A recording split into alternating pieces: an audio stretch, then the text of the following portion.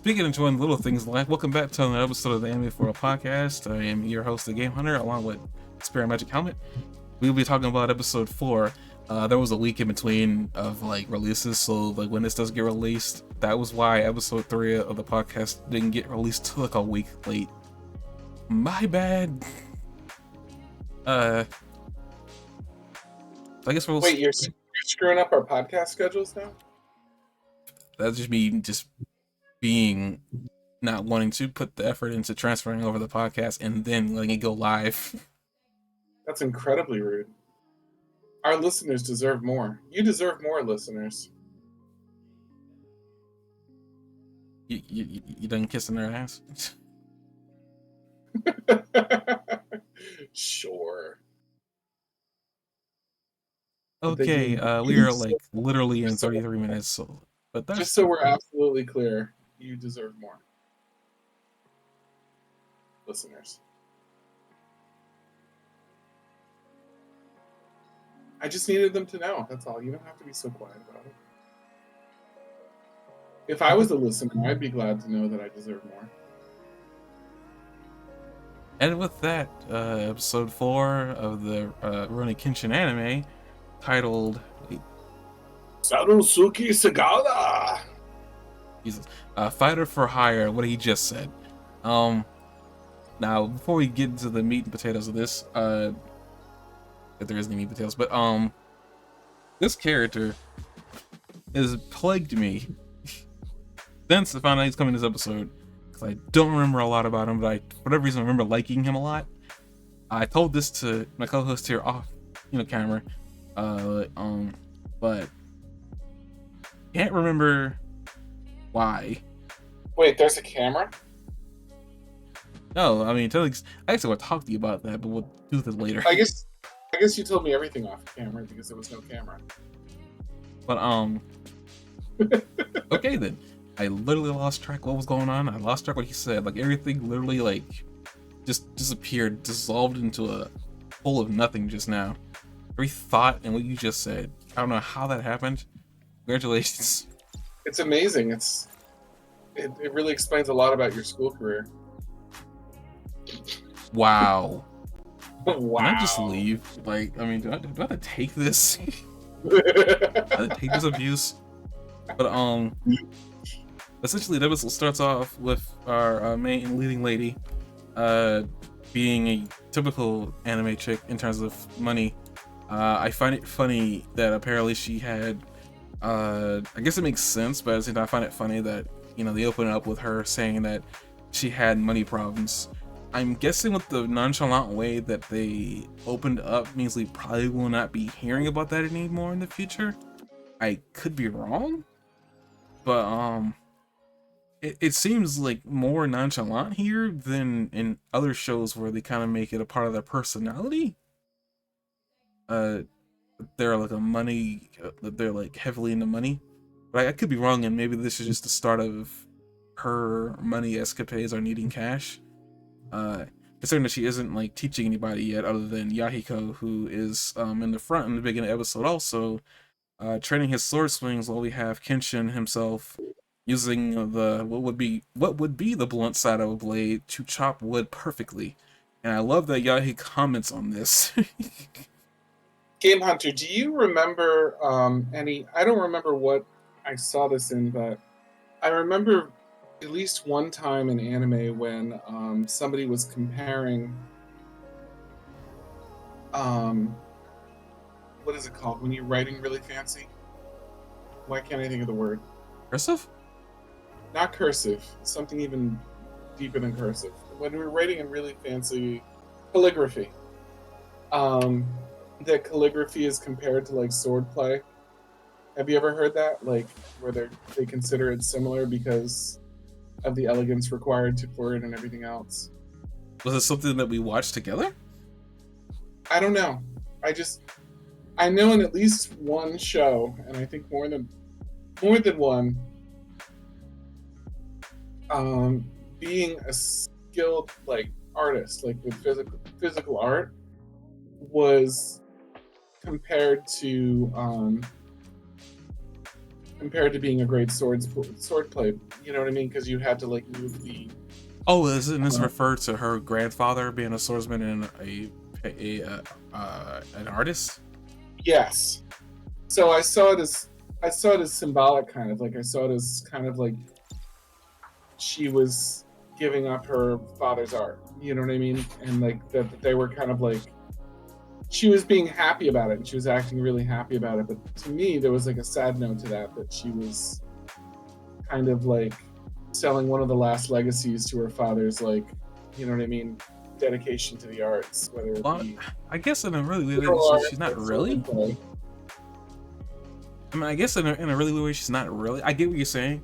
At the same time, it's like, I guess in a way, she's not really, because like the biggest legacy that her grandfather would have left behind would be the dojo, and we've seen, at least in the first episode, she's not willing to give that up. It probably took a lot more for her to like lose that than like, say, the one drawing that apparently she found, which makes me wonder what are the others. And I'm guessing she said that he was a famous artist, so it's possible that maybe he sold pieces before but never got around to selling that one. Well, the symbolism continues. Did you take any time to look at the beef hot pot, which is also called sukiyaki, like article notes that I made at all? No, but the hot pot thing, I don't know why this even came up when it did, but I was watching something else talking about hot pot and how in Japan it was created in Japan, and I remember them saying that it was significant and apparently it was something that came from the West. No, wait, no, it came to the West, so never mind. But like it was something about it wasn't like uh typical Japanese or something like that, or like basically it was a point when it was a point when the transition was happening, and some people wanted to come in and gather a lot of food, have a lot of people, but for cheap. And I think that's where the concept for the hot pot came from, just being able to sit down and be able to gather a lot of food. I forgot the exact history lesson they gave me when I was watching the video, them talking about it, but I remember it was like very important. It's kind of funny that came up after I had watched that, so I'm like, oh, that's kind of timely. So the sukiyaki became a traditional, or beef hot pot became a traditional Japanese dish during the Meiji era, 1868 to 1912, in which this story takes place. But another tradition around it concerns the history of it. Originally, Buddhism was popular Before in Japan. we talk about this, I just want to transition it into where we are with the beef hot pot real quick.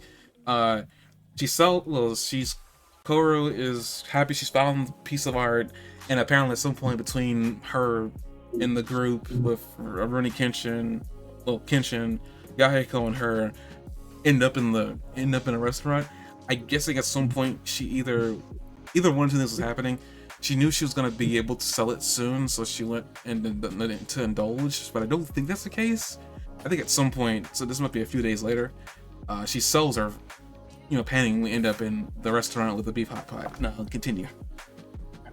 So she sells it, and then she says, like, now that we have this and we're going to be able to sell it, we'll be able to afford something. Let's go out and celebrate. I'm going to buy you dinner, basically. So they all agree to like go out and get beef hot pot. So Buddhism, which was introduced to Japan during the Asuka period, which was, sorry to not have it right there, 593 to 710, around that range. At that time, killing animals was against Buddhist law, and eating beef specifically was prohibited since cattle were considered work animals. However, they could eat meat under some special circumstances, like the Bonikari, the year-end drinking party. So beef hot pot became especially popular during that time, and even to this day, that's like one of the times that it's most commonly eaten. During the Edo period, which is when this show takes place, eating games such as boar and duck was common and not forbidden. But in the 1860s, when Japan started to modernize and started embracing, Western culture as well as its Eastern culture, which we'd mentioned in previous episodes, They opened their ports to foreign merchanters, and foreigners came to Japan and introduced the culture of eating meat and new cooking styles, such as beef hot pot. So cow's milk, meat, eggs became widely used. Sukiyaki was a popular way to serve them. And at first they were imported from neighboring countries, and then it kind of changed into that. Today, sukiyaki is still out there, but it's not the popular. It's not the popular dish that it was during this time. This is when it really boomed. But if you think of it that way, and you think of sukiyaki as during this time, would more than many other things would be representative of the Western culture kind of creeping into Japanese culture. Then, if you think about selling the painting and celebrating by going out and getting something that was introduced by Western culture with the old-fashionedness of the drawing, you know what I mean, in mind, that it and the idea that like the Japanese could potentially see something like that as an extension of somebody's sword art, you know what I mean, that their literal like the hand gestures and movements and things like that could be reminiscent of sword art and like kind of compared to that in some ways.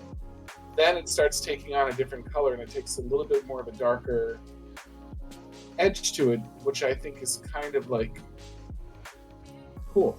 You know, like I think it's kind of cool that that's the direction it kind of went in, and I'm here for it, you know. So anyway, that's how I felt about it. Like I felt like there was like a little bit of symbolism there in her finding this painting, and then it being sort of a symbol of her father and his art, and then kind of selling it right away and thinking, let's celebrate by getting something that's sort of a symbol of, you know what I mean, a fading past. Okay. Now I get that. Real quick, one of the things is gonna be about sticking in the past that we talked about. It's something that's kind of like I got the time I couldn't exactly, I guess, and I still don't think I can actually thoroughly get out what I want to say. But but other thing I just thought about as you were talking, um, you said something about like calligraphy and swordsmanship. I think, and I'm probably wrong. Maybe when we reviewed Shaman King, it came up? Because that was I'm heavily not sure. Japanese too. I feel like because it definitely wouldn't have come up in Dragon Ball Z. It wouldn't have come up there for sure. Not like No, bashing unless Dragon it Ball was like a Z, but moment it wouldn't have come up there. or something. Yeah, Uh, unless it was like a special moment with GG or something. yeah, and it wouldn't have come up in My Hero Academia. That's a little bit too more. That's a little bit too American. Uh, so I mean, if it's something that we talked about here, I'm trying to think about things I watched in the past by myself. I don't even think I remember that being. So I feel like it must have been. I think it had to be Shaman King, and I only say that because like I'm thinking about Yo, and I feel like his grandfather probably would have mentioned it possibly, considering that Yo was using a sword. It would make sense. Even then, it's kind of a stretch because calligraphy is not ink work, you know, ink art. But it I just mean, it struck depends me on like like, what you're using for calligraphy, because it doesn't really necessarily mean it doesn't necessarily. Well, I mean, using ink regardless. I mean, I've seen calligraphy, and based on how good you are, I mean, I could buy it being like if you are capable of sharp turns and really like, you know, like you're able to like yeah, write really. I feel like you'd be able to. Not this. I mean, this probably isn't for everybody, but like I feel like maybe if you had that ability and you possibly could pick up a sword and possibly use it really well. I mean, I mean, in fictional things anyway, they talk about like, how fancy sword work is. And I know it's a lot of time when it comes to sword work too, they usually use women sometimes, and you can like talk about swordsmanship there. Like they say, it's like she's dancing, you know, she's telling a story with her sword strikes. yeah. A lot of times, like nowadays, it's more about being elegant and being fast, but there was a point when that was not the case. So I mean, hey. But speaking of women, really quick, I remember we were talking about Yahiko's mother, and this isn't going to prove anything. I remember I was talking about like how you said that we don't know if we could really trust them, but I was talking about like how women in during that period didn't really have a lot going on for them, and I was remember talking Yeah. about the red light district and saying that it's not impossible that she couldn't have been involved in that. But I was trying to think. I remember there's something about being. I feel like it was a Cartesian or whatever that job was. I was looking this up just to make sure about women in the Edo period, and I was partially right. Basically, you know, because of their beliefs and stuff like that, they were mostly responsible for being housewives. I mean, they use the word being slaves to their husbands here, but which I'm not gonna get into that whole thing. Again, I've already stated, probably not on record, that I feel like being a woman in Japan is horrible, but we're not gonna get into that here. But Okay. that one of the things, like, you know, like responsibilities. I'm gonna read from here. Like, there were responsibilities. There was a separation of rank and gender, which influenced the roles of women played in Japanese society, and responsibilities they had amongst the communities. Responsibilities and jobs they were obligated to uphold, and these were like they were required, obligated to uphold, and include being slaves to their husbands, becoming theater performers, entertainers, and they put a slash after performers, theater performers, and entertainers. But I'm gonna emphasize on entertainers here, basically because this could mean anything from like PG-13, you know, entertainment to the R-rated stuff that you sometimes find in a creepy part of Japan somewhere. Like, this doesn't really necessarily mean, like, you know, theater entertainment. Plus, like, they don't think about like nudity in the same way Western audiences do, so also keep that in mind. Right. Upholding the role of mothers and wife, and being a housemaid for their families. This last one kind of makes Yahiko's situation a little bit more like, dang, like, I mean, basically, if we believe that she was definitely the one keeping the house in order, you know, who knows, like, really what was going on.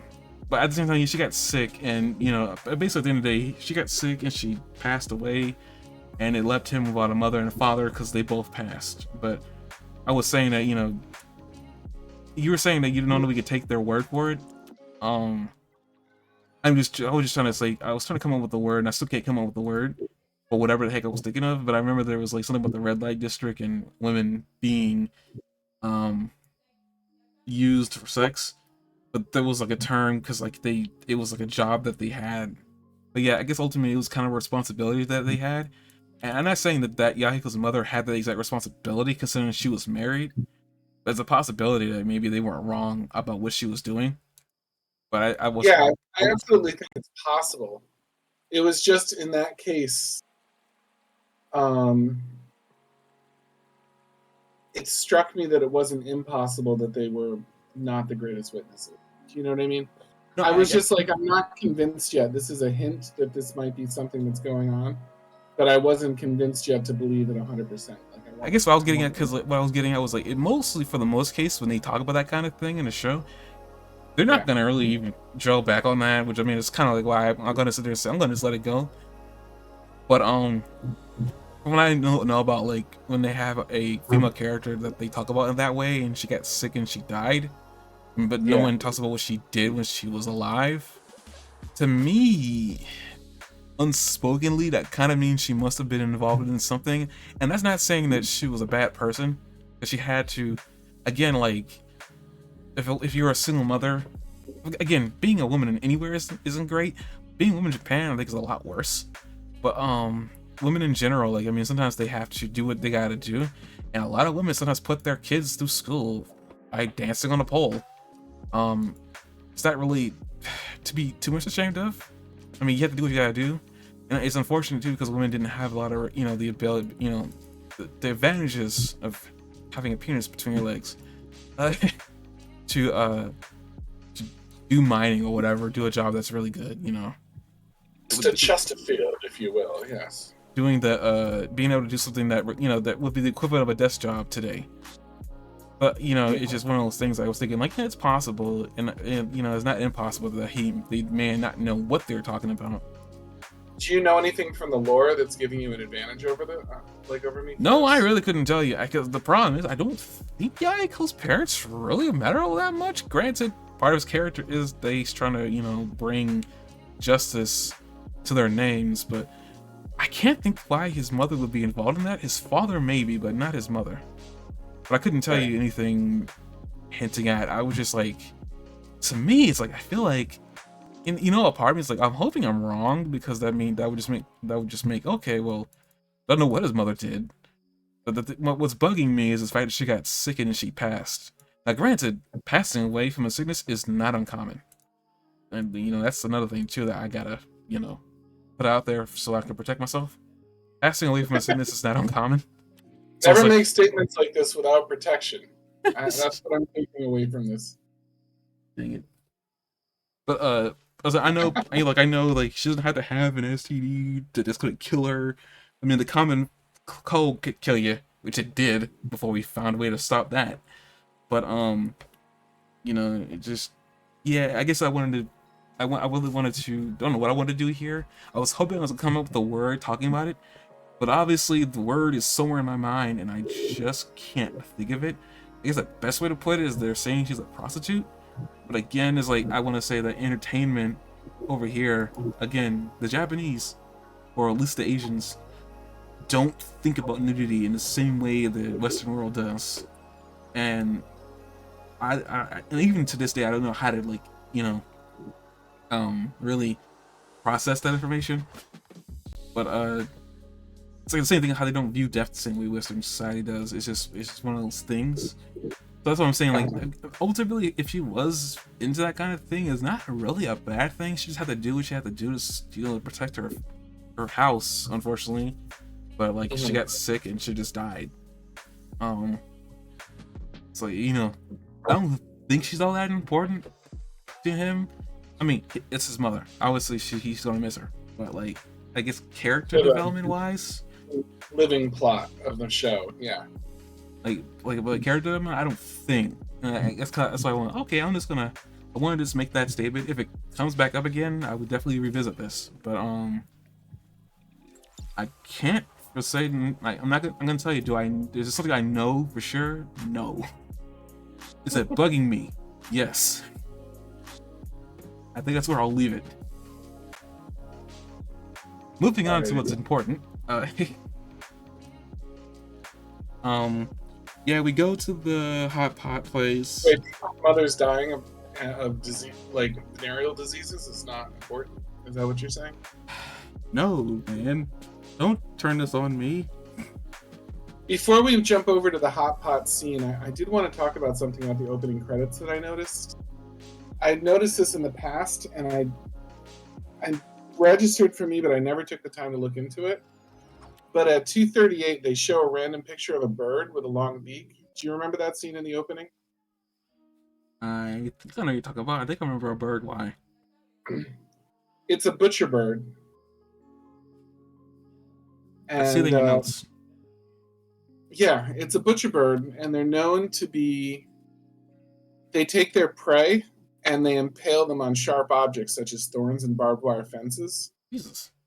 And yet they look really cute and sweet. Like if you see the picture of the one there, that's pretty close to the one that they show in the anime. And I thought it was interesting, worth pointing out, because the long, sharp, pointed objects would obviously definitely not be a sword. You know what I mean?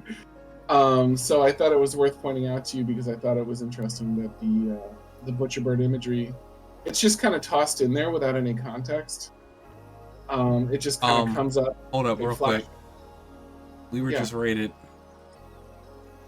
Oh, twice. Cool. Cool. Okay, everybody, that objection probably should not be on. But it's Digidude. Hey, Dig, how's it going? I haven't seen you in a while. Hey, you doing? We are in the middle of a podcast, so we will continue. Good night, 6. Enjoy your sleep. Thanks for the raid, 6. Thanks for the raid, Eliza Bar. So, I guess to add on to your butcher bird thing, it's kind of funny that you say they look cute, but they impale people. They impale their prey on spikes. It's kind of like what Kenshin kind of does. Kind of, he lures them in with a false sense of like, I'm not dangerous, but in reality, he's murdered people. Exactly, and that's what I mean. Like that innocent, peaceful-looking bird, you'd never really guess that it's doing things like that, like taking its prey and Do songbirds pulling it out. normally do what they do, or are they just a type of songbird? It's just a type of songbird, and like other birds don't do that, but it's considered brutal just because like they're eating they impale the thing, and like it's not necessarily Wait, they're dead while related to they're a eating it. magpie? Oh lord, these things got brains that are oh great. Sorry, I'll let you continue. I'll see what I have to say afterwards. It's okay. You can go ahead and say it. I just thought it was interesting that they just sort of like it's really dry the way they just kind of flash the image of the bird by, like almost like they're just showing pretty things, and you know, it's easy to not think about it for a few minutes, but then when you do like notice it per se, then you're just like, oh, Hmm. um, you know what I mean? And it can be kind of surprising that way. So I thought it was just an interesting little detail, and I've been watching the intro looking for things that I could pull backwards, and this was something that just stuck in my mind, so I finally looked it up, and I'm like, I need to know what that bird that is. So I looked it up, and it was just really cool when I did. That's what I wanted to say, which is I was freaking out about, was there were like birds normally.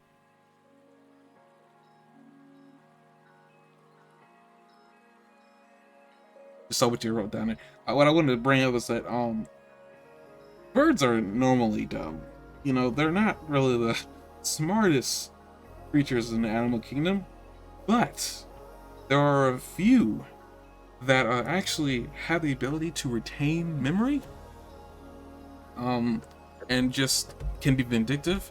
When I saw that the butcherbird themselves are kind of closely related to the magpie, magpie are one of the few birds that exist that can retain memory, like ravens and crows and whatnot. With they're just capable of, you can do something to that bird a year, 2 years later, if it sees you again, it's gonna remember what you did to it and attack you. Oh wow! That 2 years, I'd say, but there are birds that are capable of remembering things. Like you can do something to this bird and it will remember. I'm not sure how far that memory goes, but I learned about this a couple years ago, and I remember birds can be mean. People don't know this. At least a lot of people probably don't think about this a lot. Birds can be mean, but the ones that scare me are the ones that can remember things. And there's crows that can do that exact same thing. I think ravens.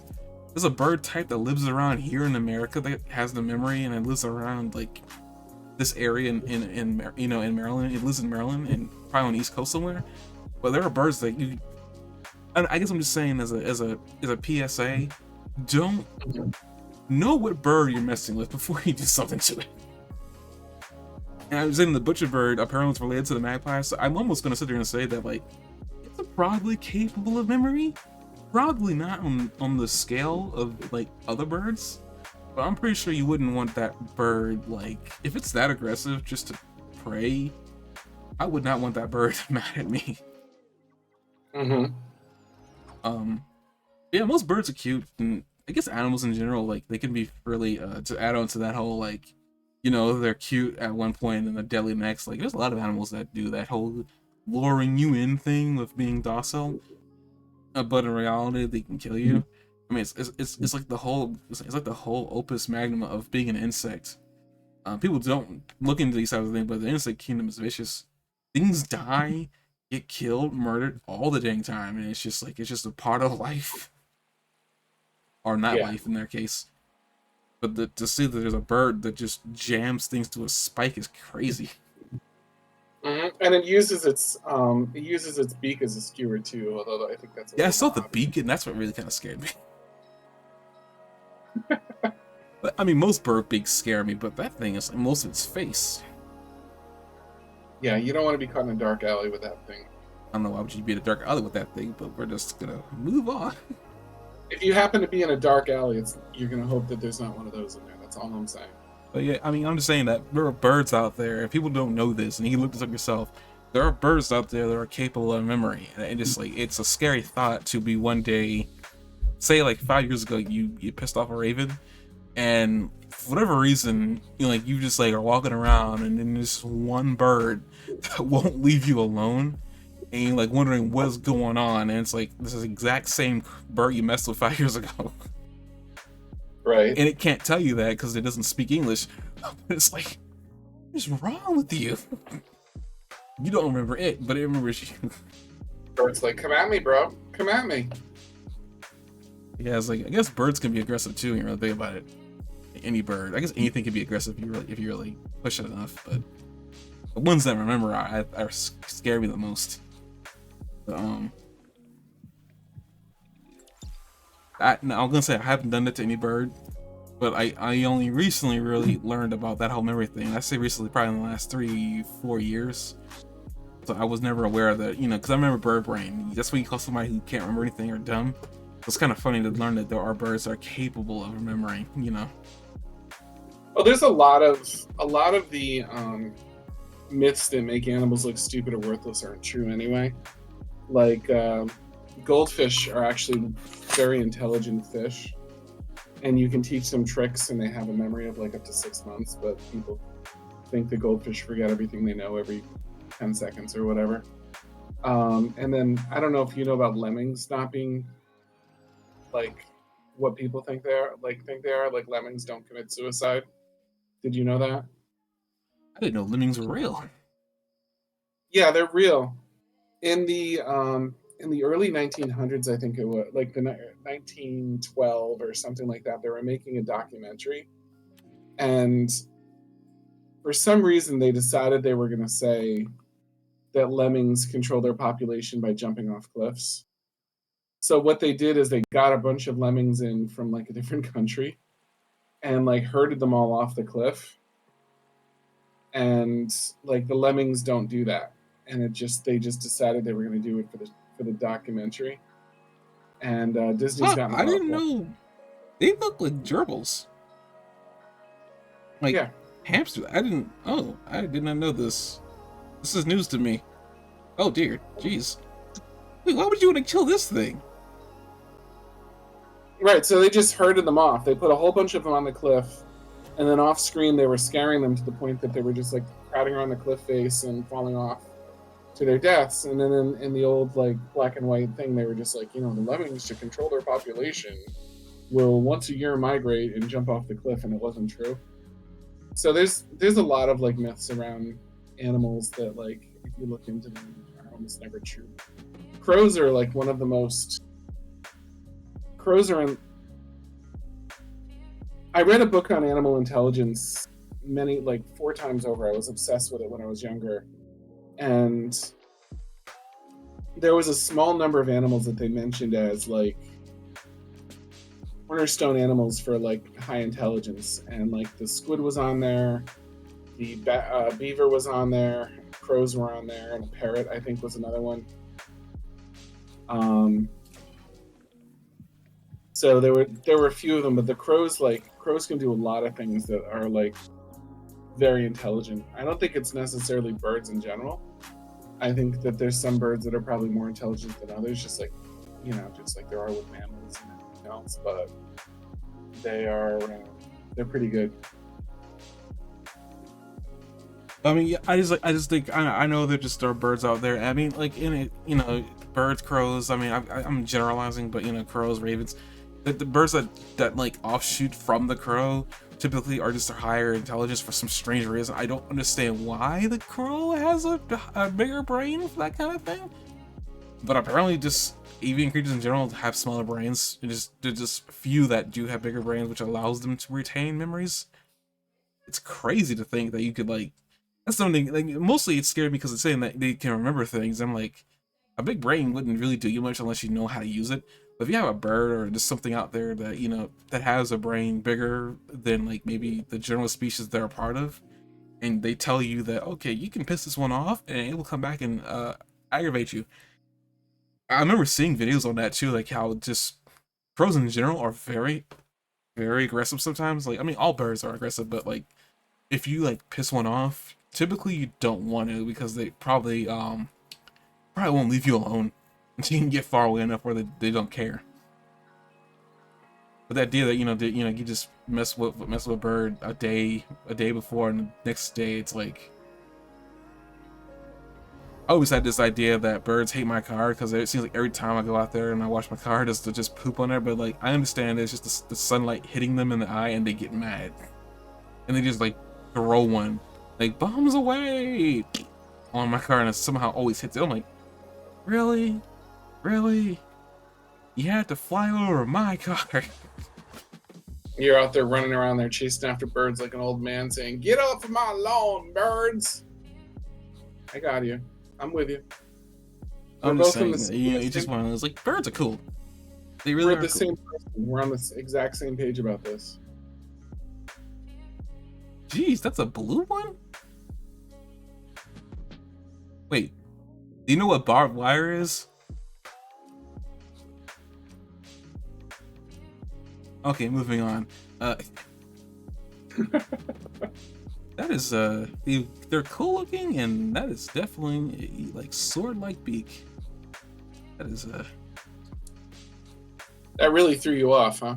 yeah, that's, that is the animal kingdom. Yeah, that's why people try to kill animals. But, moving on, we get to... After the credits are done, we go to the restaurant, and there's drunk people there arguing about the freedoms and people's right movement in Japan. It was a Japanese political and social movement for democracy in the 1880s. They wanted to pursue a formation of like an elected legislator, revision of unequal treaties with the United States and European countries, the institution of civil rights, and the reduction of centralized taxation. The People's Right movement is a little bit of a footnote because it was mostly a failed. It was mostly a failed like effort. What ended up happening is that they kind of started like they took it into consideration, but they started kind of blending it in with like what they were already doing to the point that it absorbed in and it just became like really like unsubstantial. So like there's a Wikipedia article about it, but it's like 2 paragraphs and that's it because it just really didn't go anywhere. It didn't do anything with like true democracy, like establishing true democracy or anything like that. Because the election law like only enfranchised men that paid a substantial amount in property taxes. So it was like the richer people kind of like retained power, and there wasn't like any democratic opportunity for someone to like rise up in status like there was beforehand. As we talked about in a previous podcast, and I'll repeat myself a little bit for the sake of anyone that's listening in, you could become a samurai regardless of your class before this, and you could kind of like use that as an opportunity to rise up in the ranks. But when the samurai movement was lost, there were some efforts like this to bring in democracy and like kind of like bring some of the power back to the people so that you could still kind of rise up. But it was kind of like this was one of the efforts, but it was so failed that it just kind of like didn't go anywhere. It was kind of impotent. So these drunk people are speaking really high and mighty, but like Japanese viewers that have a little bit of a familiarity with the history of this time would know that it didn't really do anything, and like these people are talking about something that's not really going to go anywhere in the grand scheme of things. I just want to point out that I think we've all been in a restaurant with people that are loud, not necessarily drunk, but they're just like loud, ruining the experience for everybody else. That's kind of like what I was seeing when I was seeing this. I remember that I did remember seeing the Japanese movie, and I was like, huh, that's interesting. Never heard of that before. They give that little history lesson. It's kind of funny that, you know, it's just like, yeah, you're over here in your group, you're hearing the conversation of like another table, and because like again, culture in Japan is a little bit different. Typically speaking, that person over there probably be drinking sake of some sort and probably already had their fill, which we clearly already see that they're drunk by this point. Yahiko brings that out, and also brings out that people who drink alcohol always get drunk. And I'm like, geez, that's interesting for a kid of your age, which you're 9 years old, so, or 10 years old, whatever it is. Kind of shows his view of society has already been painted. No pun intended. Oh, you're talking about the painting that led them here. Okay. So they're like, what in the world did I make up on? I love the pause. There was like a 30-second pause there before you I mean, you could hear process. the gears turning. I was like, what in the world? Oh. Um. But yeah, like you bring up that Yahiko's like really well spoken and whatnot. I think this is a pretty good moment for him. Another good moment for him. In terms of like a kid his age, he seems like not the smartest. You know, he's not the smartest guy in the room, but like he definitely has a view, and he he's like a little kid that's just like trying to get his point across, and he just might be rude about it, but then that's not really his true intention. He's just trying to, you know, resolve things in his own way, because he grew up on the street for the most part by this point. We don't know what he was like before he was involved with the Yakuza, but afterwards, definitely. But It's clear that he's a bit rough around the edges. yeah, that's why, you know, he's definitely had some hardship in his life. He just wants to enjoy a good meal, and after Yahiko confronts these drunkards, they threaten him, and then the waitress gets involved, and they threaten her, and they swing on her and hit her. I will say this much: I was not expecting them to animate her getting hit. I thought someone was gonna get in between the punch and stop her from getting hit. But I'm guessing they did that on purpose to show that, you know, the men in this world did not respect women. So, you know, I guess it's one of those situations like, okay, this is the time period, you know, that we're dealing with right now. There's a lot of problems going on. She gets hit with the back of his wrist. She goes flying backwards, and then the main character, not main character, but the character of this episode gets introduced. Sonasuke Sagara. Pretty much captures her from falling on her, you know, falling down, and he pretty much confronts these guys. And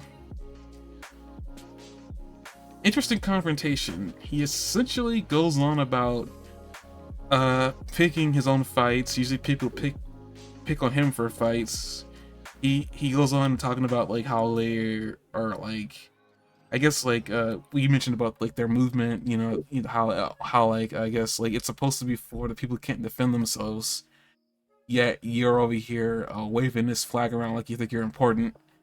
So he challenges them to a fight, and they go out to the front of the diner. But they go out into the front, you know, on the street in front of the diner. Which I gotta say, usually when you say let's take this out for a fight, usually it's in the middle of the street, considering there's no roads here, and it's just like, you know, like the roads are just people walking on the dirt, and you know, soles your feet make the path.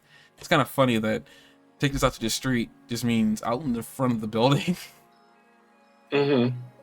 But essentially, you know, they go into this whole thing. Everybody apparently, because apparently take this out to the street means everybody in the restaurant goes out to watch this entire thing. That's also weird that everybody decided to watch this fight. I would be in there trying to eat my food and get out. But they all go watch this fight. Kenshin's is in the audience watching this as well. Oh, before that, that whole like Criticize him for going outside, but like, I don't know, to some extent, like, what else are you gonna do? I guess. But like before all this, I mean, actually, if you were actually at a restaurant and this was going on, would you be like, no, we have to eat our dinner, honey? Or would you? I mean, I would be trying to eat and get out, because like This is usually it's not like they've got a good movie to go watch or something like that. Like they live in like medieval Japan. Like they're not medieval Japan, but they live like at a time when like there's not a lot going on. Like you've obviously never lived in a small town like I did briefly. Like anything that goes on is valid entertainment in some places. Like you just no, I get all of that. I basically I was just saying it's just kind of funny, because usually when somebody says take this outside, usually it's in the street, because there is no street. It's just out in the front of the building. Yeah, I just mean everybody coming out and that tracks, because first of all, this stuff is very relevant to their lives, because there's a lot of like roads and bullies and stuff like that kind of like going around right now. But also it's probably really boring where they are. You know what I mean? So like anything that's happening is not something they want to miss. clearly like the altercation they had recently with the other person like made like a lot of like local news, right? Because they like the next day there was like lines of people like that wanted to join the dojo because they were like into like what happened, you know. So I think it makes sense to me that um I know I get there's not a lot of entertainment, so I mean, I guess a fight with yeah, versus a drunken man and a random stranger is probably the best entertainment they're gonna get. But I'm just like, I mean, the hot pot, man. There's a lot of food on the table. They're just gonna let it get cold. that's why it's in a pot. Just kidding. Jeez. But what was I gonna say? Oh yeah, before all that, I wanted to back up real quick and bring up that during that whole rigmarole, Yayako telling off those guys, they actually they actually threatened him by throwing a sake bottle at him, but it misses them, it misses him, and it is like hits Kenshin in the back of the head, and it causes Kaoru to be concerned. Uh, that comes back later because we find out, well, obviously he, if he dodged, it would have hit her in the face. So, being the main character he is, and chivalrous and whatnot, he decides to take the hit because he can take the hit. It kind of knocks him out a little bit, kind of just sends his eyes swirling. I thought was kind of funny. Honestly, it should have been something that was obvious to me, but it's like I guess I didn't think about it at the time because there was a lot going on in that scene. Kenshin taking a bottle to the head probably wasn't all that important, but it's kind of interesting that they bring that up. That that's the hitman for hire brings up that happened at the end of his fight with the drunk men. But speaking of that, they go outside. They have their little talk about like he says like, "Come on, I want to see how strong you are," and lets him punch him in the face. We see Sonosuke actually make a surprise look for a hot minute, and then it disappears as he gets hit in the face. And he feels like the big guy thinks he's made a dent in this guy, only to see that it didn't phase him. But that's not all. He was hiding a hidden weapon in his hand that unfortunately went through his palm. And I think this is interesting because the guy didn't feel it until he looked at his hand. I saw that and I cringed. I was like, "Ow, that's gotta hurt." I was picturing that as being so much damage that like he hasn't registered the pain yet. Like, I mean, his body obviously, but I just thought that was like, this is the first instance of this character we've seen, and so far we know that he can take a punch from a really big man with a hidden weapon in his arm, in his sleeve. Again, that's not really a demonstration of power, but it's clear that this guy thinks he's all hot stuff and he can hit anybody. But this guy just sits there and takes it, doesn't move, isn't even phased. He's like, "What did you do?" I was like, "I didn't do anything really." Like, I guess in reality he didn't. He's had a hard head. It's just unfortunate that your hand and that weapon was in direct contact with his forehead. Mm-hmm. It was weird too because if you check out the models of it on Wikipedia, the pictures that I found of it on Wikipedia didn't look like the one he was using. Like, they look like they're like more like a ring around your fist and you have a spike on either side. So I was having a really tough time figuring out the logistics about how this thing went through his hand the way it did. I could only imagine, based on its pen-like form, maybe he, instead of having it like, is horizontal up and down, or is that side to side? Is that vertical? It looks like one side of it was facing forward and hit him in the forehead dead on, and the other spike just went through his hand. But what I can't figure about how it went through his hand is that like it's not how the weapon is built. Like it was like, can't do that. So I don't understand how he actually impaled his own hand with it. Well, it's possible that he actually went with because I think he went with how did he punch him again? He punched him like fist straight to the head, right? I'm looking at around 6:15, 6:20 is about when it happens. He runs in and he punches him. And you see the ring and you see the concealed weapon underneath his hand. But it would be really hard to use a concealed weapon like that without it. You'd have to be using it really wrong. Oh, he didn't. No, I see what happened. He had what he did was that he ran in like he was going to hit him with the fist straight on. He actually, if you look at the weapon in his hand, he pulls that thing out because you see the ring on his ring finger as he's coming in for the punch. But then he moves his wrist over and he just has the weapon going straight on. Unfortunately, that doesn't really explain how he went through his hand. I can only imagine that maybe because his forehead was so strong that the force back of the recoil from his headbutt or whatever sent the weapon, like, unrealistically, this is anime, so anything can happen. But maybe because there was a ring, it swung around it moved just enough where it could impale his hand. That's the only thing I could think. Either that or it broke on the part that he was holding, and because of the force, it went straight into his hand. Yeah. This is a fictional world, so anything can happen, but still, it's just really animated to me. I get what you mean. It's a really weird weapon to have stabbed through your hand like that, but you know.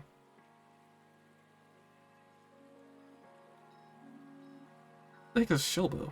There is no image of this. This does not help me. Oh, it's used by the ninja of Japan.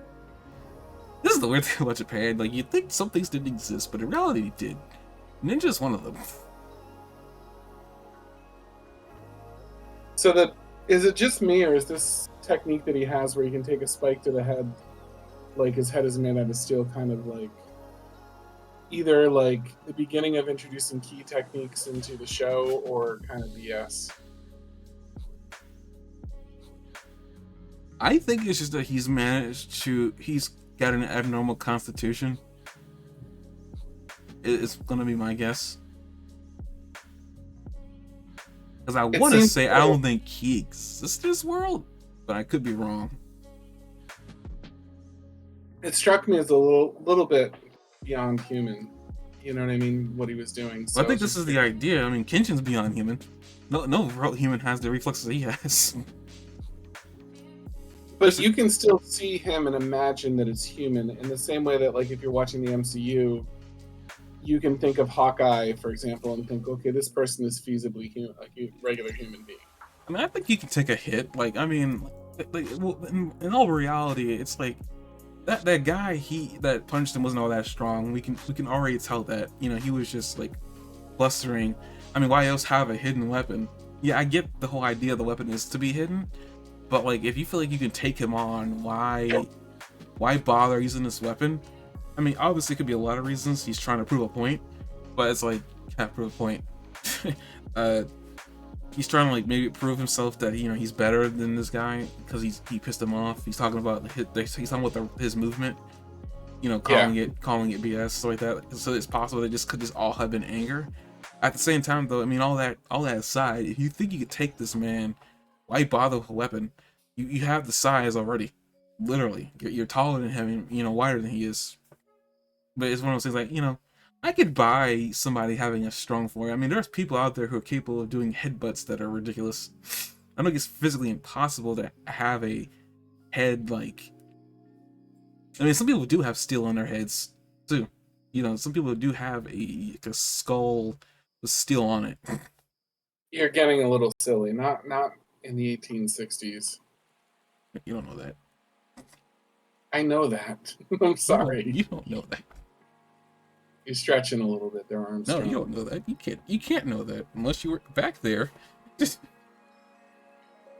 But again, I'm just saying it's possible that he's just gotta he's able to take, maybe his ability to take a hit is a technique or something. You never really know.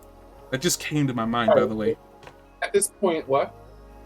Like his ability to take a hit might just be a technique. I mean, because we'll get to why maybe a technique later at the end of this episode, but like it's possible that it's just a really weird technique that he's managed to hone. Because I mean, later on, Kenshin hits him with a really strong hit. Granted, it's not with the sharp side of his sword, but like most people get knocked out immediately.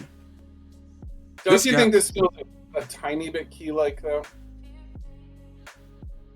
I mean, it's freaking possible. I'm not saying that it's not. I mean, again, he looks like a martial artist. It's like, which is still confusing me because like, he has a giant sword later on. That is really throwing me off, and I think that's really what's throwing me off.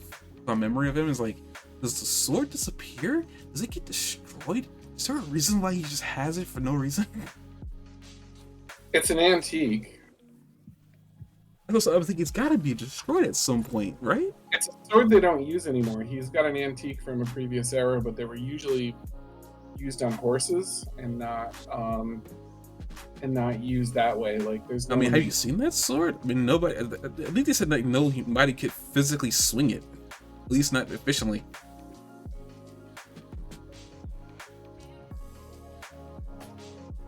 You know what's weird about his like impaling hand? I'm looking at the image of it right now, and the ring that he, like the ring is on his middle finger. His middle finger is literally like jutted forward a little bit, but the weapon itself is still on there, and it's just somehow managed to get shoved into his palm.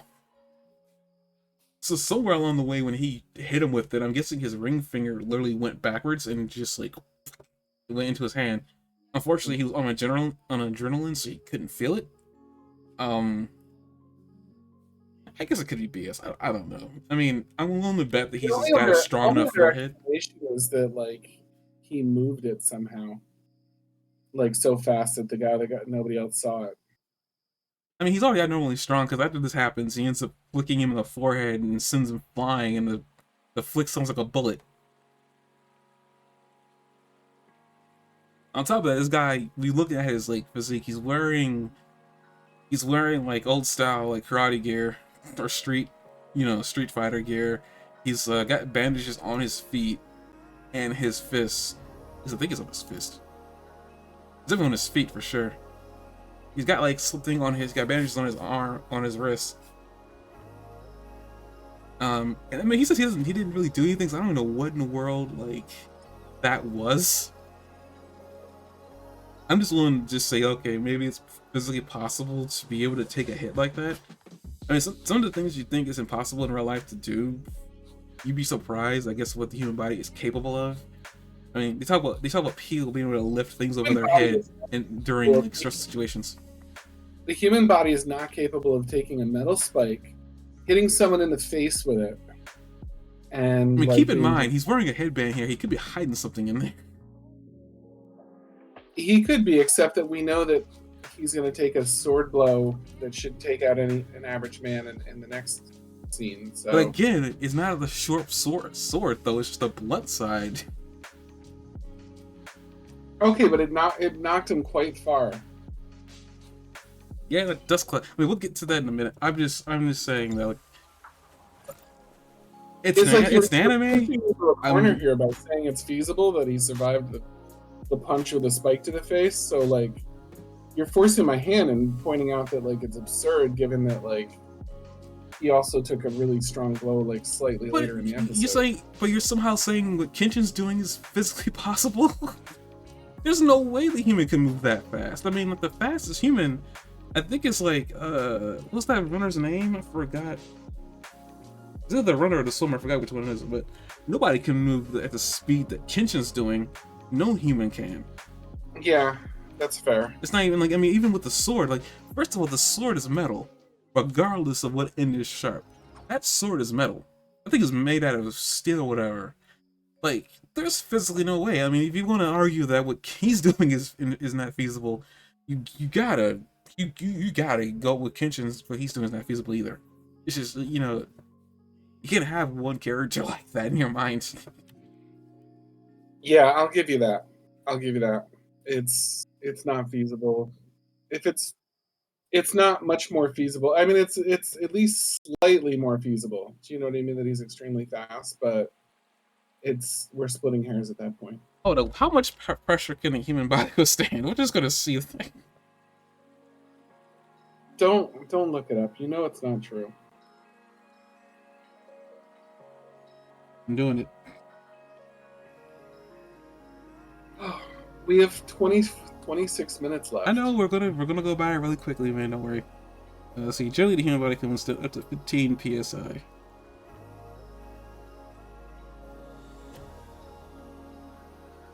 I would look up him and say like what he's doing is physically possible, but that's probably gonna spoil something, so I'm not gonna bother.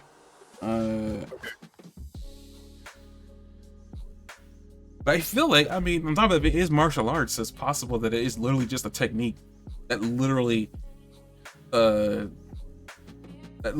him to withstand anything reasonable in that world, reasonable. But you know, I don't know.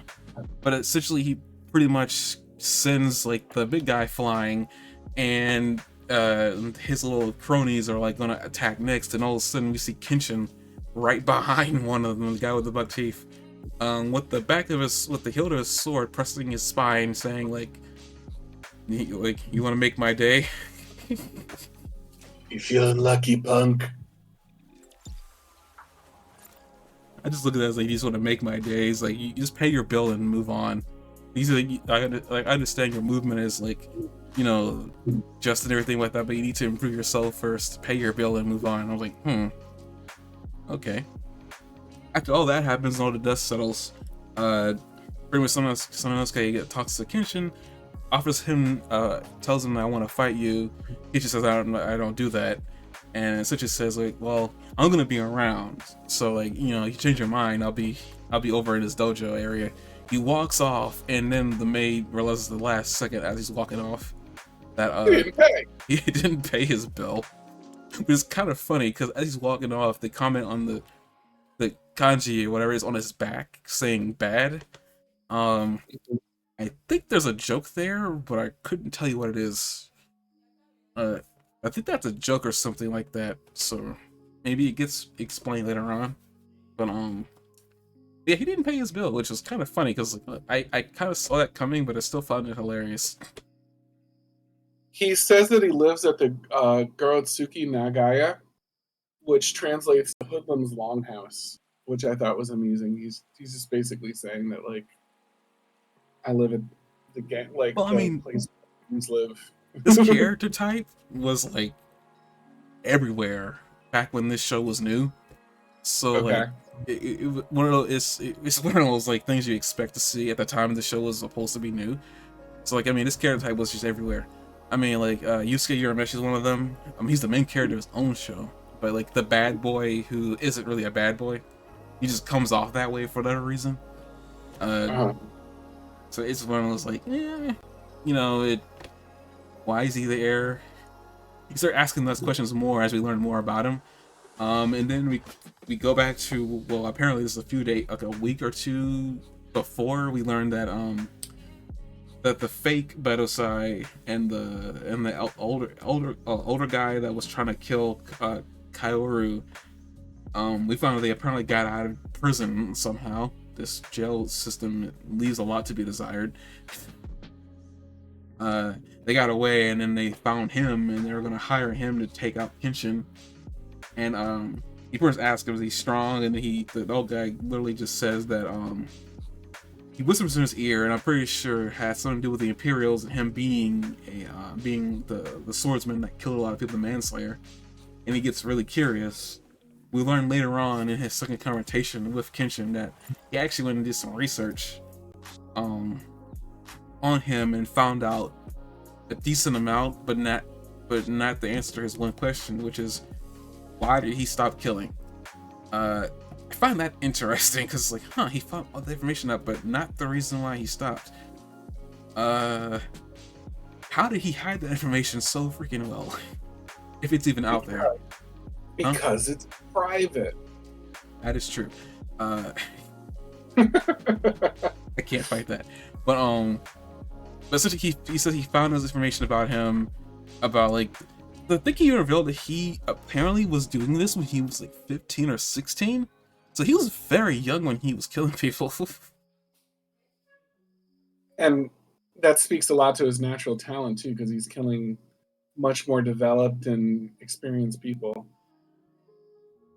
Yeah, that. But it just makes him more scary. Like really, like I mean, when it comes to this character and like what he did in the past, it's a very unique take on like the main character was a murderer, but because he doesn't look like it, you're more willing to believe, nah, that's not true. There's no way they're making that up. Like, and then you learn slowly but surely they're painting this picture with this giant paintbrush.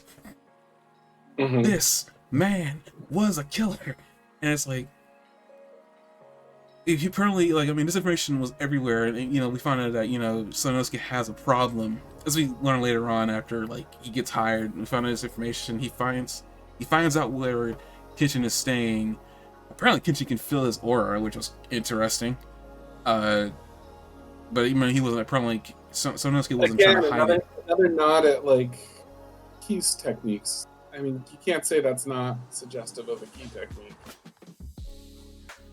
I mean, I can. I mean, that's not really up for debate. I can. Am I right or wrong? That's beside the point. That's the second time this episode that he straight up known someone was coming because he sensed their aura. And in the first case, when Sanosuke's coming up, he says he's not even trying to hide his aura. Well, I get that, but my thing is I don't remember anything about Key because before you say it's been a long time since I've seen this show, I want to say that energy in a show very hard to forget. Like when they name an energy in a show, it's really hard to forget because you got Ki in Dragon Ball Z, you got Chakra in Naruto, you got Nin in Hunter x Hunter, you got whatever the heck they're calling it in My Hero Academia. We're just gonna call it quirks. So you got spiritual energy in Bleach. I'm sitting here like, if there was an energy, you'd think they would outright named it. But then again, the show I'm referring to is a show that wasn't following the show fully. So it's like, and they already commented that a lot of what they're doing is not physically humanly possible, even on like the extraordinary human scale. I don't know. I probably wants to know like what is the genre of this particular thing. Maybe that will solve something for me. Maybe that's not what I want. Not what I want at all. What I want, dang it. I'll tell you what you want, what you really, really want. Don't you dare. Adventure or martial arts, remember that does not solve a lot. I think, isn't that like Dragon Ball Z's like title? Now I'm about to just find this out.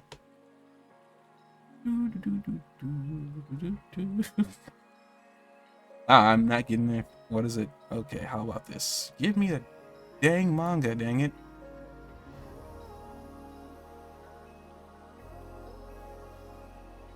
As we're doing this, Kenshin, like pretty much Sanosuke draws him out. They had a little conversation. We found out Sanosuke's been like researching him for like 2 weeks. He just leaves without a word and comes back 2 weeks later, and they're like, "Where on earth have you been?" And he's like, "Fighting." And they're like, "Oh, you got in a fight?" And he's like, "No, it's obviously you don't understand what fighting is." And you find out that he's been. That's a weird title. I mean, a weird tag. Dragon Ball Z has fantasy comedy attached to it. Dragon Ball Z can be silly. Yeah, I know, but I just like that is a literal tag that's attached to it. I don't think I would define Dragon Ball by being a comedy, but it's not completely outrageous. Outrageous? Outrageous! But martial arts and adventure are literally on Dragon Ball, and so is the same thing for Rurouni Kenshin, so. Oh, but it's really weird that they don't have fantasy as a tag. This is Wikipedia though, so and everything's correct, but okay. I'm not looking for anything specific, just trying to. Okay, well, whatever it is.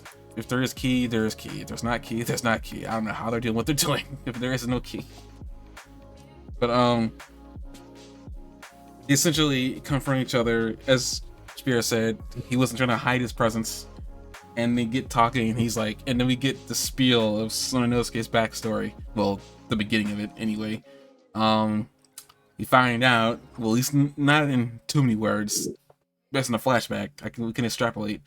Somebody in his past either got killed due to the Imperial War that Kenshin was a part of. Because actually, funnily enough, Sonanosuke doesn't exactly hate Kenshin for what he did as the manslayer. He hates him for what he did as a manslayer during specific war that Kenshin brings up that he was a part of. A lot of people apparently got killed during that war, and he hates the Imperial government specifically for it, and he blames Kenshin because he was a part of the Imperial government. He found some information he wants. For being completely fair, Kenshin earned that. Yeah, I'm not saying he didn't. I'm not saying he didn't earn the hatred that he got from him for it. I'm just saying that it's specifically, like, it's specifically what he doesn't like, specifically about him, as I can say the word 3 times. But we learned that, you know. Just for good measure, just give us one more specific. Specific. Well, now you ruined it. I just wanted one. I'm ruining everything. This is my shit. No, I'm just kidding. But no, seriously. First, the research that he did led to him finding out that Kenshin was one of the Imperials. And before, when he first introduced himself to Kenshin, he was hoping that after the fight with that big guy, which is a setup, that it would cause Kenshin to want to fight him. Didn't. This pissed him off because he was unaware of, like, why Kenshin, some guy who's this good at killing or he's killed people before, why he suddenly just stopped killing and disappears and becomes a wanderer. This apparently ticked him off to the point where he challenges him to a fight, and this is like in front of the dojo of the girl, and he moves this fight because I guess he wants to the side of a beach, or like not a beach but the river by a bridge, I guess nearby the dojo, for this fight to happen, because I guess he didn't want to ruin anything, because apparently this guy's respectable, which there's a lot of contradictions with this man I'm noticing, because, like, you know, at first he doesn't seem like that bad of a guy, and we get here and this guy's got a grudge against a guy he's never met before in his life, only seen and read about. Seems like he's trying to feel him out, and brings up the fact that he's never used his partner, which is a giant sword. The specifically, what is it called?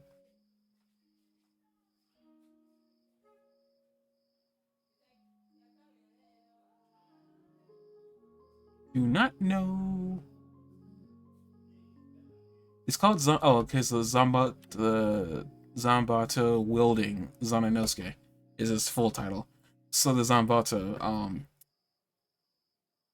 it's apparently a fighter for hire. I'm wondering how many people has actually hired him. That's the weird thing. That's one of my interesting ideas. Like interest. I want to know how many jobs he's completed. I want to bet maybe he's completed none. His whole philosophy that he wants to enjoy fights that he chooses to fight is kind of weird. He wants to fight tough guys like Goku. Yeah, but it's like that. How many tough guys would you have actually met with that philosophy? That you want to fight tough guys? Yeah, there can't be that many people that fit his build of, like, really strong. So, I mean, it's an anime. Yeah, plot arrows. Okay, continuing, they get to the river, they have their conversation, and then he brings out his sword, and then Kenshin does this one hitman version of the sword technique and smacks him in the face, sends him flying backwards, and there's a big dust cloud. They think they won, and then he steps forward out of the dust cloud like you would expect him to do. He's like, We're gonna blow you up real good. He is Something like unfazed. He is smiling. He's like, you underestimated me, and pretty much they actually outright say that. It's like we underestimated him. It's like, this is why you anime characters never last long. You keep underestimating people you've come across. Kenshin is surprised because like I hit you full force with that. Like, why are you standing? And it's like he's just laughing, and that's pretty much what the episode ends. Is there's a draw right now. Did you notice that when Sanosuke attacked Kenshin that he broke his sword sheath? 1 minute. It's at 1938. I thought that was an interesting thing because the only one that's taken damage of any kind is this broken sword sheath.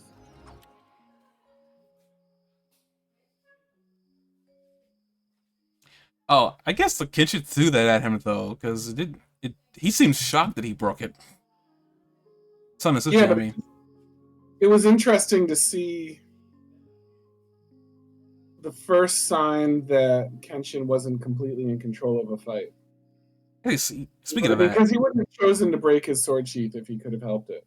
yeah, that's true. Speaking of that, actually, they were shocked at the speed which Sanosuke like lunged at Kenshin, like with that giant sword, which by the way shouldn't be physically possible when you think about how heavy that thing is. Mm-hmm. Did they ever tell you what the thing was made out of? It's an antique, and I think it was probably made out of like steel or iron. But I don't. There's nothing in the anime that says it. Oh, okay. But yeah, well, if it was made out of stone or steel, that is a heavy sword, which by the way makes it impractical to use in a real fight, which probably will require you to have a horse.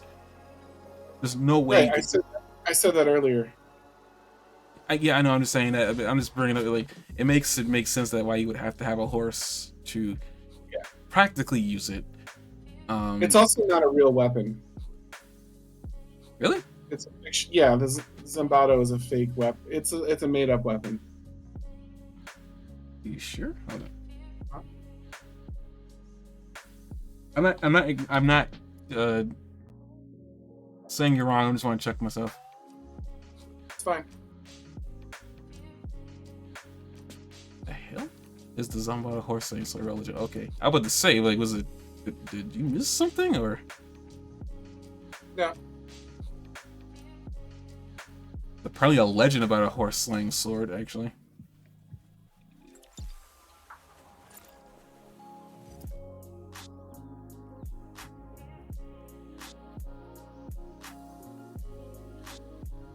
The only kind of Japanese Zambato that exists today is the one that doesn't really exist because it only appears to be okay. They purposely made up a sword, which makes sense. I mean, makes kind of like it goes in the same like idea of like the Buster Sword that Cloud Strife uses in Final Fantasy. No human could wield that thing.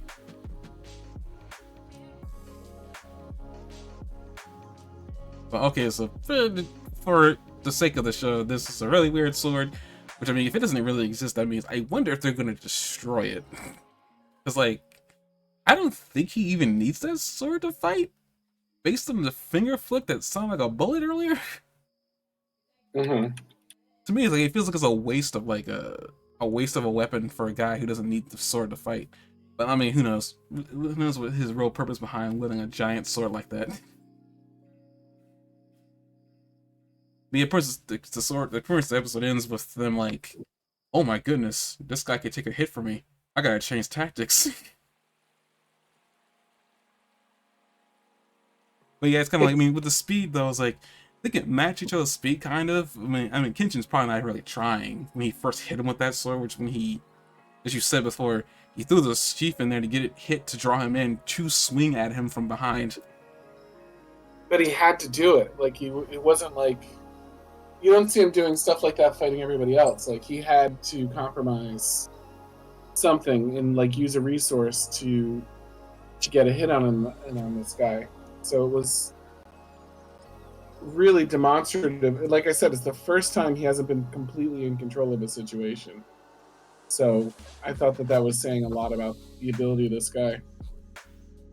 Yeah, I'm not And saying like. I you've mean, seen he him also like brings scream up that you need loud to too, try. right? You have to try to kill me here because E- your pacifist way of not killing isn't going to work.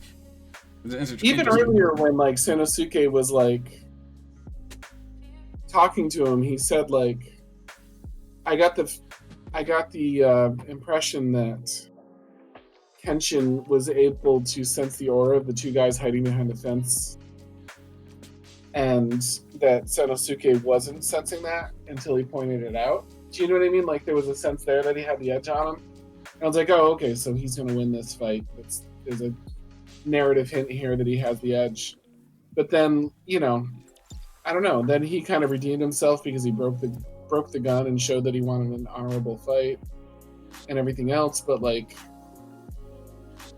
I don't know. Then he has that moment right there where he kind of gets the upper edge in a way that like I thought was equally big. That you know what I mean? So like Kenshin had that moment where like I felt like he sensed the other guys before Sanosuke did, the Himura brothers, and then Sanosuke gets his one up back when he breaks the sheath. You know what I mean? That he's like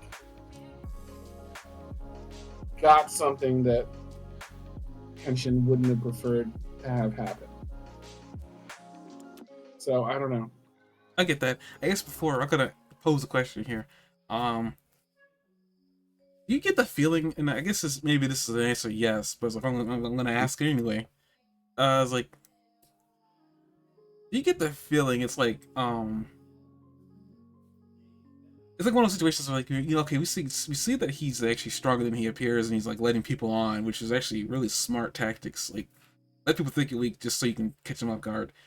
But we get the feeling that maybe that sword is a prop because you keep calling it an antique, and it doesn't really exist. There doesn't really seem to be a real reason to even have a blade like that on you at all.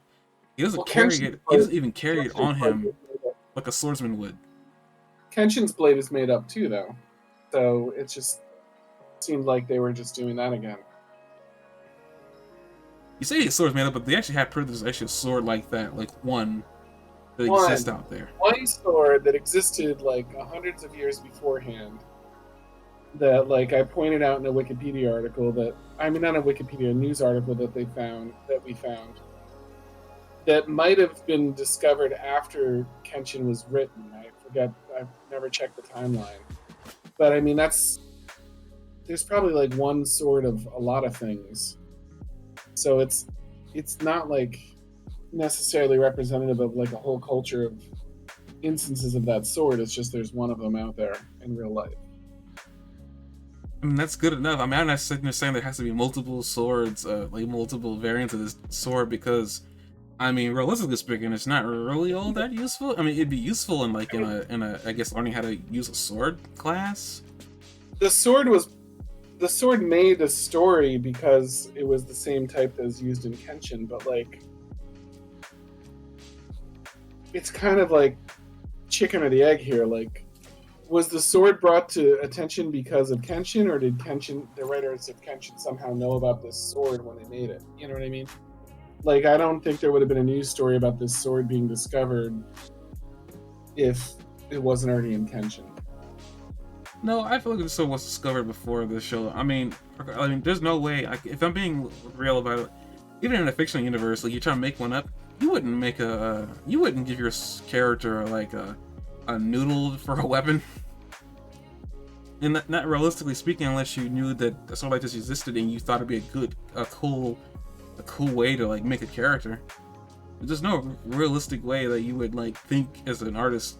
I mean, maybe there's some people who think that way, but I highly doubt it. Like there's a person out there who would want to like neuter their main character, even for like a plot point to make. It's like it seems like there's better ways to do that than having your main character walk around with a blunt It's blade. exactly what's happening, though. Yeah, but I'm pretty sure like it maybe happened after they realized the sword existed or not existed. I mean, like It who wasn't a said very like. the Zambodo the Zabuta like wasn't the inspiration for why it was in the show to begin with? I'm almost certain there's no way like you would think to reverse the blade on your main character's sword. Because I'm pretty sure there's not many. There weren't like when Kenshin was made. There weren't that many really popular samurai shows. I highly doubt that someone's like, I want to do something different. I don't really buy that this person was thinking, I want to do something different, like in reverse the blade of my character's sword. Yeah. Because even if I did that, I was like, how would I in the future make this work? Like, I feel like you would have to have just found out that maybe an off chance. I'm not saying that they were searching, just on the off chance that maybe they were reading an article one day and they said, huh, a reverse sword. I never thought about that. Maybe I could run with this in an idea. Because I mean, your whole idea about like there being this person making the story and the sword, and then it just suddenly showing up. Like manga is not that it's not like that popular a medium, even in Japan where it's kind of part of their culture. I highly doubt that the reporter was reading this thing and said, "Hey, I actually found this thing in the archaeological dig. I'm gonna publish this." That I feel like it's more unrealistic. There's a chance that could have happened, but I don't buy it. Like the possibility of that happening seems more ridiculous than just like that they discovered it, they published it. I mean, rare finds like that happen within time where it doesn't come up anything. It's just something like, huh? Why did society do this, or why did this survive and nothing else? Because it was found in someone's basement. Are we projecting? No. Oh my god. They said they found it in their grandfather's cellar or something like that, or their father's cellar, that sword. So it survived because it was just junk in a basement, or like something left around in a basement. Let's be honest with each other, as many antiques show up that way. So it's not that crazy. I just think I mean, even this, from a creative standpoint, like I feel like you would not be able to justify. Maybe if they came up with it, there's no way they could justify it writing wise to like give their main character a toothpick. Like even if they had some like ulterior plan involved with their story. Just give them a regular sword and just have it break multiple times like they do in other shows with swordsmen. Hold up. Let me look something up. I want to know when the original one was created, just so... what did this... 1994. Do you know when they discovered that sword? Do I know when I can look it up. Give me a minute.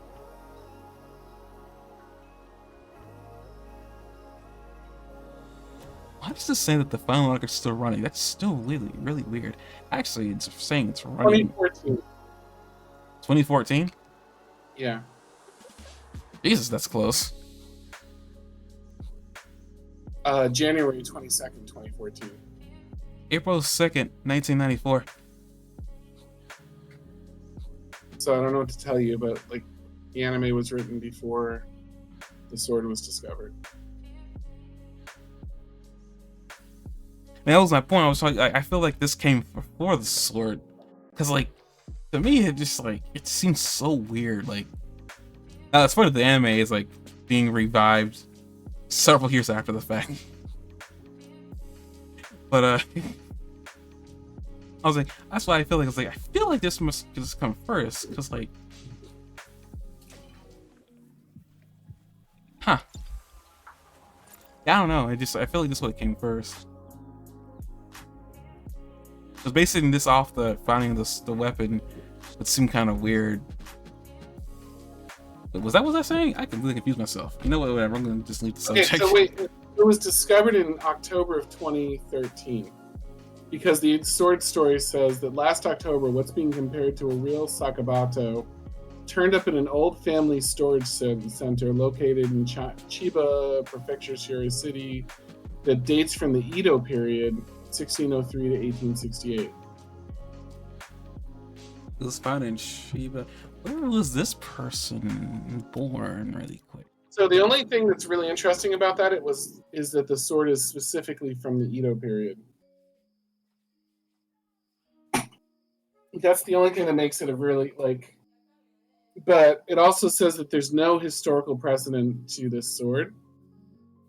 So it says while they're contemporary Sakabato for collectors, there's no record of the sword actually appearing in Japanese history. Until now, it seems there's no such record of a similar sword. This makes the discovery of what's actually an actual reverse blade all the more interesting. So it's hard. They would have to have found some obscure reference that no historian is familiar with and made a reference to that in the sword, or they just happened to make up something that turned out to have one in existence from the exact period that they were talking about it in. It's a curiosity either way, but it's hard to like. I mean, this thing was its run was like April 2nd of 1994 to September 21 of 1999. This was made before they found that sword, but that sword was made before this is even coming to serialization. But there's no way. I don't think this person was that person who had that sword in their basement, because they would have named their author, Right. for sure. What I mean is, like, if there were more than those swords, let's say there was 50 of them, in existence, then possibly, like, the author had heard, like, a story from a grandfather or something like that about that type of sword, and then, like, it was just, like, a little family story that he grew up with or something. You know what I mean? That's the closest I'll get. If this sword actually exists, and, like, let's say there were 50 of them and only one of them remains today, but the memory of it was passed down through like family lore or something like that, and he remembered hearing about it as a kid, because you don't need that many generations to be between you and the sword to be able to have heard a story about it. Then he could have heard a story about it and decided to perpetuate that childhood story in the character, you know what I mean, and have him actually wield it, because it was something he always wondered about when he was younger. But I don't think this specific sword in this specific news story is the one that inspired it, but it could be a sign that there were others like it at one time during the Edo period, and this person so fascinated with the Edo period might have grown up hearing stories about the Edo period and picked up on a story like that. I think that is the most reasonable speculation on how he thought of something that turned out to really exist during the Edo period.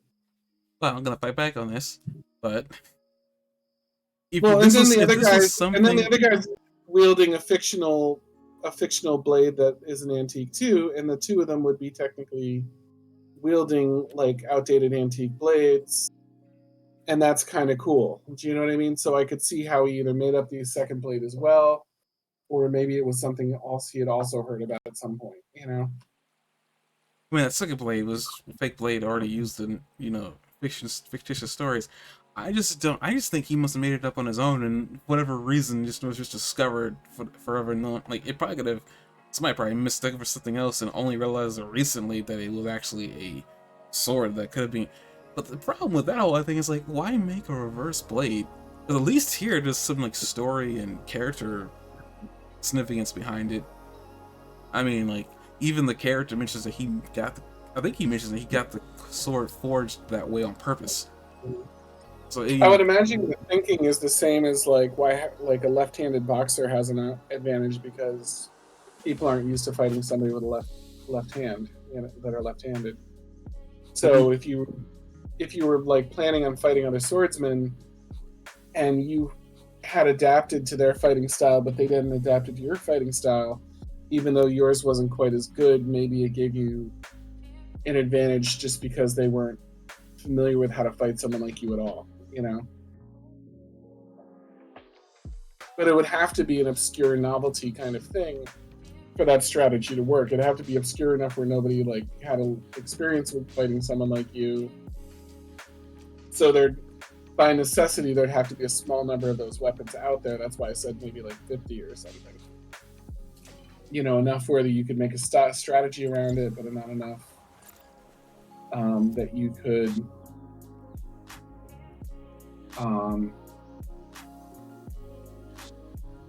enough that you can make a strategy around it, but not enough that people could prepare for it. even all that said, I feel like the whole idea there even being just a random story that his grandfather, I looked to the guy who wrote the story for this. I mean, the closest thing to even talk about a blade is he was apparently in kendo and he didn't like it because he kept on losing and he quit in middle school.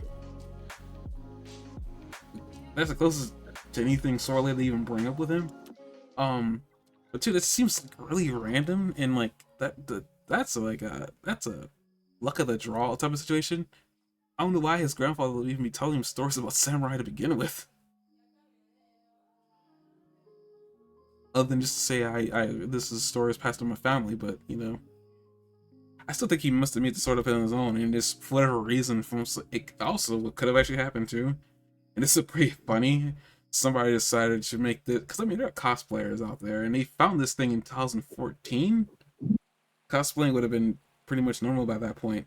It's possible maybe somebody made that sword and they just didn't realize that, like maybe whoever made this was really good at making swords that look like they belong to a different time period. Yeah, it could be a counterfeit. It was donated to a cultural archive, though. And they still got it? I don't know. I mean, okay, but that's my counterpoint to that. That's basically what I want to say is like you know, I just not thought about that, Jude. I'm gonna just point that out there. That wasn't something I was sitting on. I just really thought about it. I don't want to say anything. I don't want to say anything controversial right now, but I believe water is wet. Would you agree to that? Do you think, or no? Okay, everybody, we're gonna be saying goodnight tonight.